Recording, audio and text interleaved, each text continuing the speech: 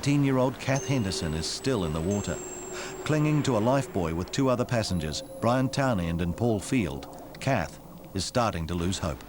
We were concerned that we'd be washed up on the rocks by Eastbourne because they were pretty jagged, and then we got caught in a tide movement that started to take us out to past Eastbourne towards the heads.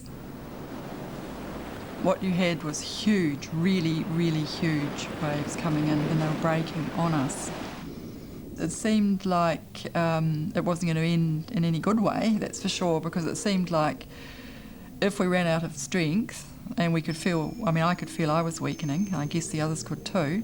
We certainly couldn't talk at that stage really much, although Mr. Townend was trying to pray, and that seemed unreal too.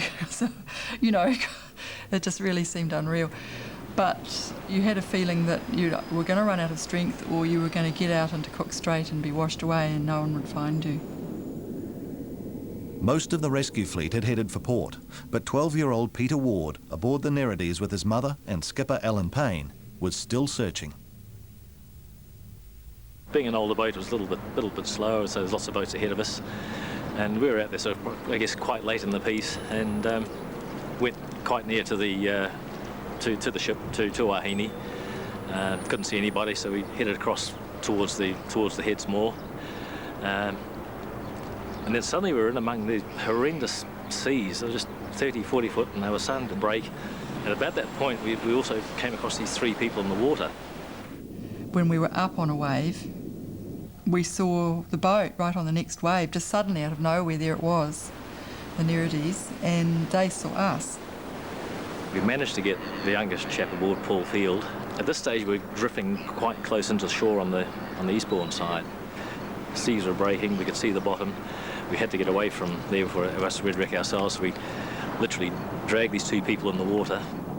They tied rope under my arms and set off, and so we were pulled back behind the boat like a big marlin or something. I just remember it was terribly painful, and that's about the last thing I really remember very clearly for a while. Then they managed to get hold of me, and with a gaff, they reached out and gaffed my life jacket and pulled me over, and they managed to get me onto the boat. We were struggling with Mr. Townend, and when we first came upon the three of them, I understand from Mum that he wouldn't let us attend to him first. He would move away and let Catherine and Paul get rescued first. The boat course was rocking and rolling. He was going underwater. We were trying to hold him out of the water. Then we'd have to try and move offshore a bit to get away from the rocks and the breakers and the kelp.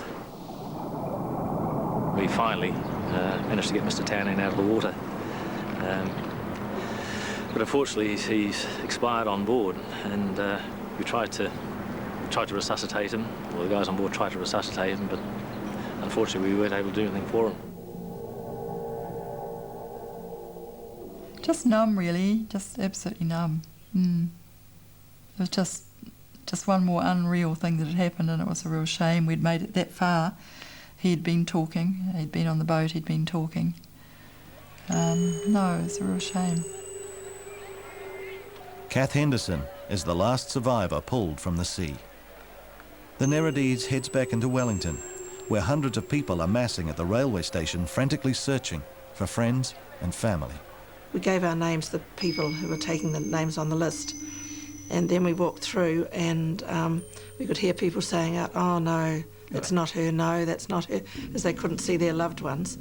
And then finally, and we kept on walking, and finally we heard someone say, "There they are, there's Ken and Di," and our best man and the groomsmen were there. They'd come down to see if we'd managed to survive, and they just whisked us away then. Jeanette Johnson has also arrived at the railway station after being rescued by the crew of the tug Tapuhi. She'd slipped and fallen while abandoning ship, losing her grip on her 6-year-old son, Colin. She's also looking for her husband and 2 other sons. People were all dazed. You just wandered around. The Air Force girl had arrived before me, and she had Ian. Then I tried to find where Jeff and Colin and Neil were, and no one had been brought in by that name at all. At Eastbourne, Jill Kingsbury was still waiting, hoping husband Lynn had somehow survived. I can remember that when I first saw him, and I was so relieved that he was still alive, because, you know, as I said, my last memory of him was on those rocks.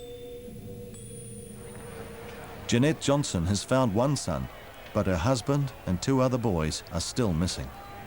My name come over the intercom, and that's where I come back and met up with Jeanette. That waiting till about 6 or 7 at night to see Jeff again was absolutely dreadful.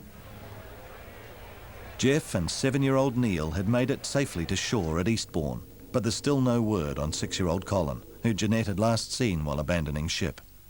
The family's told to go and wait for news at a relative's house. They told us to stay home. And Jeanette's mother and auntie went round the hospitals. Once my mother and auntie had come back from all hospitals and said they couldn't find him, then I thought, well, he's gone. Because they'd gone right round, you know, to about 4 o'clock in the morning. But then another thing, I thought maybe he walked along the beach and someone took him. That's what I thought too. Yeah, but deep down, no, you think, no, he's gone. He was on his own, and we would have heard something, I would think, you know. For 2 agonising days, the Johnsons wait for news, ringing hospitals and the police. Finally, the call comes. They came down on Good Friday, about 10:30 in the morning, to say there was a body, and would Jeff go to Wellington to identify. It was him. And I asked how long had he been, and they said since Wednesday. So he'd been there all that time. He apparently was found on rocks, but no one seemed to know who had him. You know, nothing. Yeah, I'd love to know what happened to Colin and where he landed, and if anyone, you know, had him. I really would. Because maybe if I hadn't fallen, you see, he would have been all right. If's a little word with a very big meaning.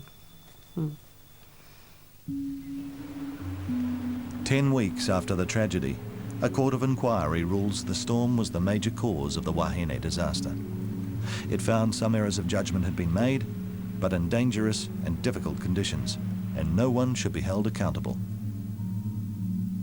Captain Robertson returned to sea, but only in charge of cargo ships, never passenger vessels. He died 5 years later.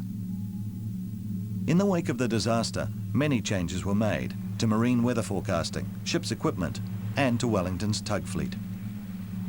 Meanwhile, storms steadily broke the Wahine up, and parts were salvaged for scrap. She lay where she sank for 5 years, a grim reminder of a terrible day.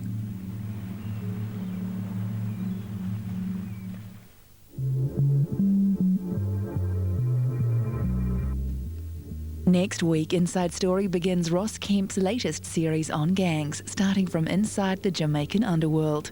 Tonight, over on TV2 Now, 6 Degrees, while here on TV1, One News Tonight is about to serve up the day's headlines, plus sport and tomorrow's weather. This programme Next. was made with funding from New Zealand On Air.